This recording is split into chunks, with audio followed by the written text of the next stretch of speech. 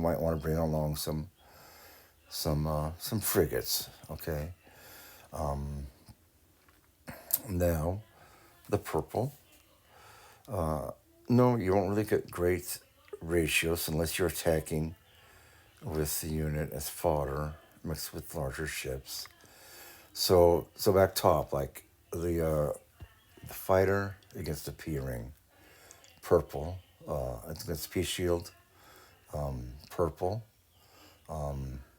Against the vicious shield, disruptor turrets, all purple. That means that they're not so great unless you are using them as fodder. You're going to lose a lot of those fighters, but it's going to help your heavier ships immensely. Okay, so do it. Then the last one, red, bad. No, you will get bad ratios. There's a few over here again. If you're fighting P rings, you probably don't want to use bombers at all for fodder or to help or anything. You don't want to use heavy bombers. That goes for P rings and P shields. Whatever knows. The corvettes against these last four. Disruptor turrets, defensive shields, planetary shields, and P rings, and so on. Then there's this little group here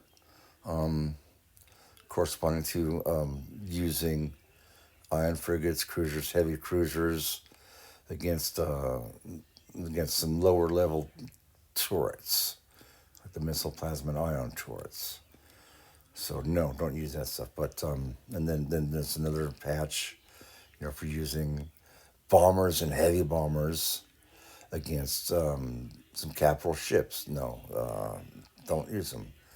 Don't use whatever these ships are. But the biggest area is over here, where where if you try to use fighters against bombers, it's just a losing battle. Okay, look at your heavy bombers. Heavy bombers on the left. Then look over to the right from there. They're not very good against fighters or bombers. Ion bombers. Look on the left. Then follow it to the right. Ion bombers against fighters, bombers, and heavy bombers are not very good. And an interesting thing about ion bombers, okay, well, maybe, you can use them, won't be that good against ion bombers, their own selves. But then ion bombers against, look at all these corvettes, destroyers, frigates, iron frigates, cruisers, heavy cruisers, battleships. They're not good against any of those. No, never use them basically. The reason you don't want to use ion bombers because you're trying to fight a variety of things.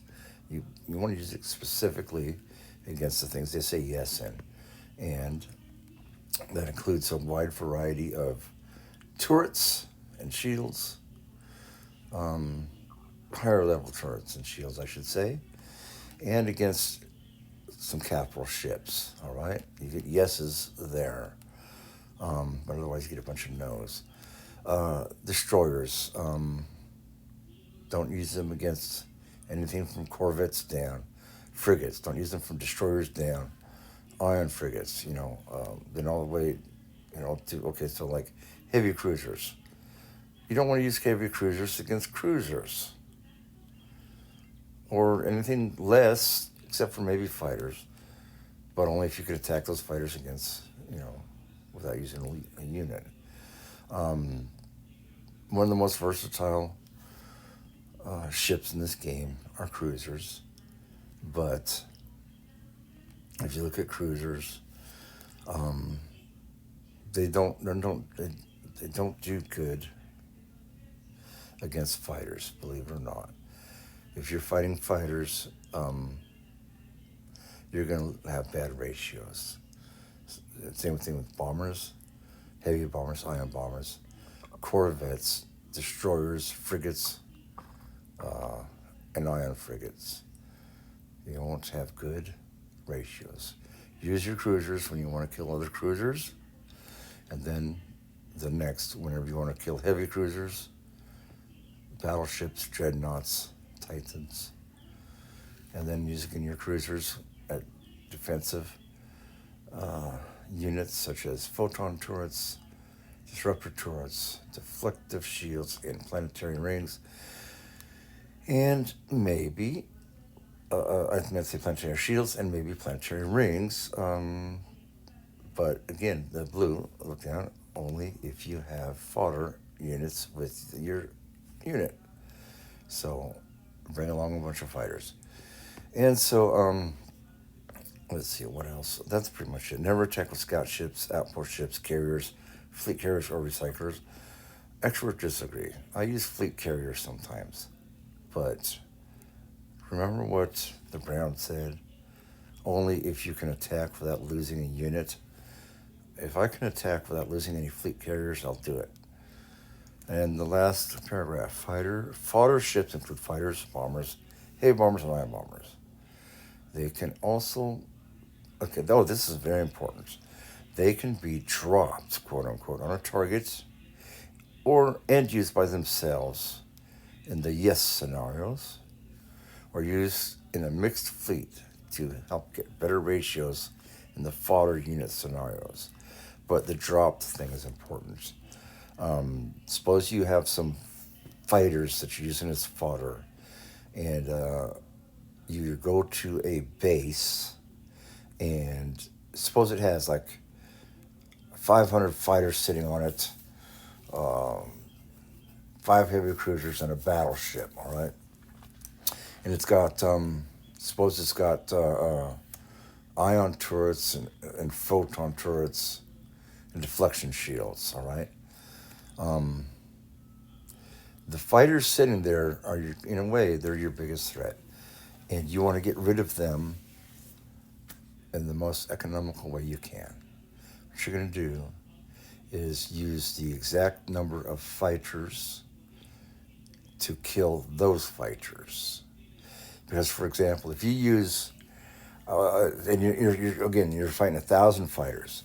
If you use 1,500 fighters, and you do you hit attack, and you've killed all 1,000 of their fighters, you probably won't have destroyed the other fleet or the other turrets very much. Maybe not at all. Maybe just very. You won't have destroyed much of them. You got rid of all 1,000 fighters with your 1,500 fighters, but. And let's suppose that was by luck. You used the minimum number of fighters that you needed to kill those fighters. All right. Well, if you would have used, like, attacked with everything all at once, like 5,000 fighters, and you're like a number of cruisers, and whatever, maybe a battleship or something, or a few or whatever you needed, you would wind up losing a lot more fighters than necessary, because those fighters that that are there,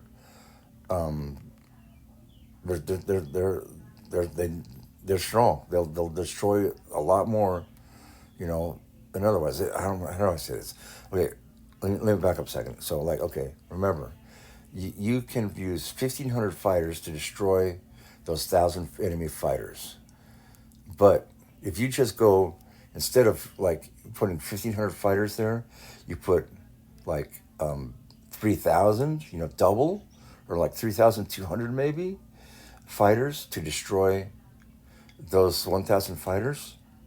Well, guess what? You've destroyed those 1,000 fighters very, completely. But in the meantime, instead of only losing 1,500 fighters, you might lose 2,900 fighters. So you've just wasted fighters. And still, the other ships that if he's got heavy cruisers and a battleship or whatever, those will be like hardly, if he had 5 of them, maybe now he's got 4, maybe he's got 4.1, in which case he can replace it and still have 5, repair it, and still have 5 heavy cruisers, and still have his his battleship, and the whatever turrets he had are only damaged a little, go from 10 to like 9.8, okay, and it's like, but you've wasted all those other fighters that are really more needed in the next battle with the heavier ships against the stuff that has no fighters on it now. Whew. So fighter drops, big deal. If you use a fighter drop, say it again. If you use a fighter drop with the exact number, economically speaking, of fighters that you need to take out his fighters, you're going to do a lot better. You're going to do a lot better in your next battles. And the only way you can find out the exact number of fighters needed to do this is by using the battle calculator. If you guys like this video, like, share, whatever. Just kidding. Just tell me, and I will. I know. Wow, it's long. I've got a lot longer than I expected. Total explanation of the battle calculator, and this is a simple thing. I'm sorry. Total explanation here of the ship target sheet or whatever it's called. Yeah, it's a lot longer than I expected.